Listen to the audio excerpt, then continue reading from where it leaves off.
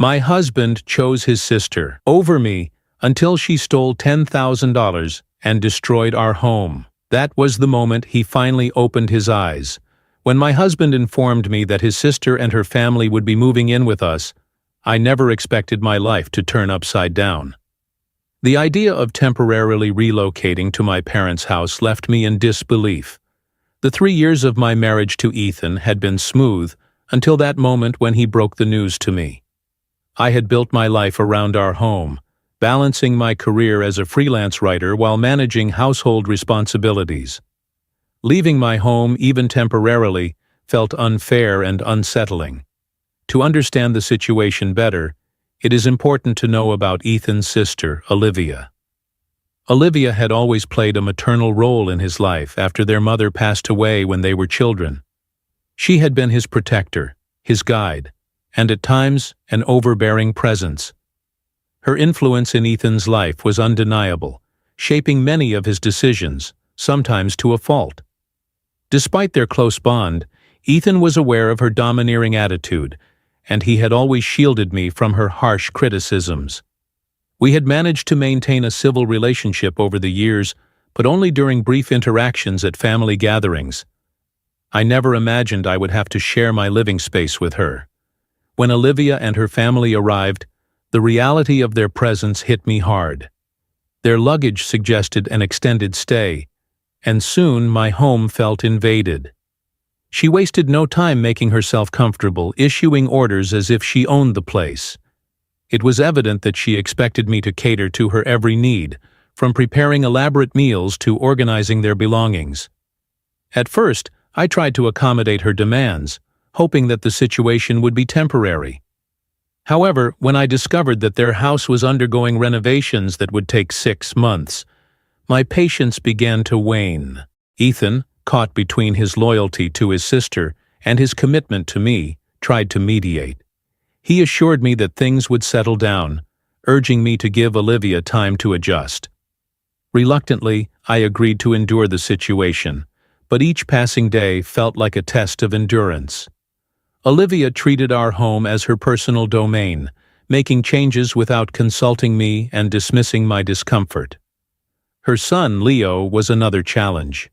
Unruly and destructive, he left a trail of chaos in his wake, breaking household items with no consequence.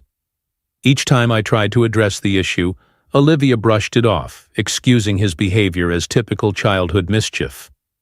The breaking point came when she handed me a handwritten menu, detailing separate meal preferences for each family member.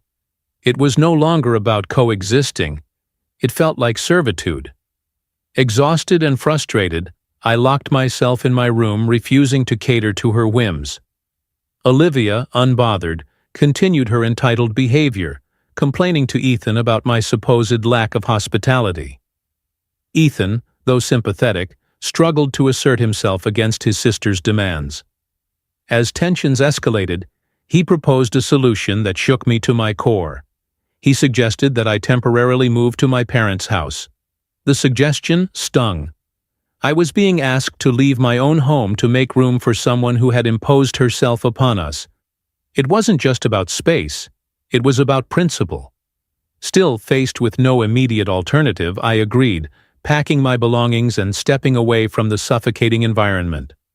Olivia, upon realizing I was leaving, feigned concern, insisting I could rest at home while she handled household responsibilities.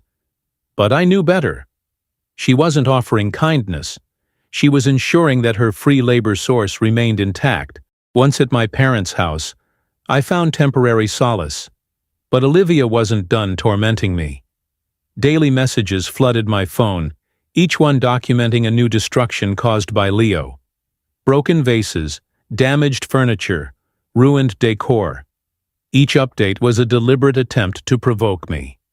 I refused to engage, forwarding the messages to Ethan instead.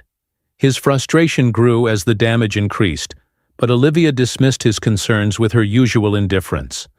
The turning point came when I received a notification that my bank card had been blocked, due to multiple incorrect PIN attempts.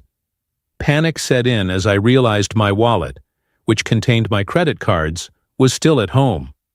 Before I could act, An even bigger shock arrived. $10,000 had been withdrawn from my credit card.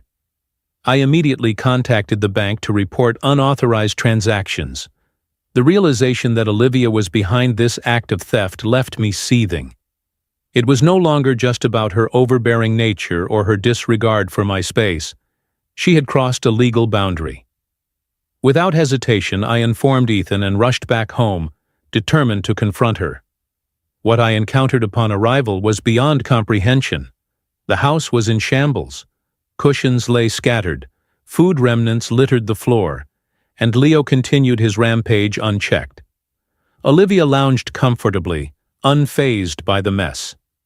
When I demanded an explanation for the stolen money, she reacted with outrage, twisting the situation to paint herself as the victim.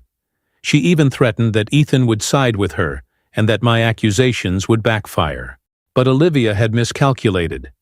Ethan arrived, witnessing the chaos firsthand. When she tried to manipulate him with her usual emotional tactics, he didn't falter. Instead, he confronted her, accusing her of betrayal.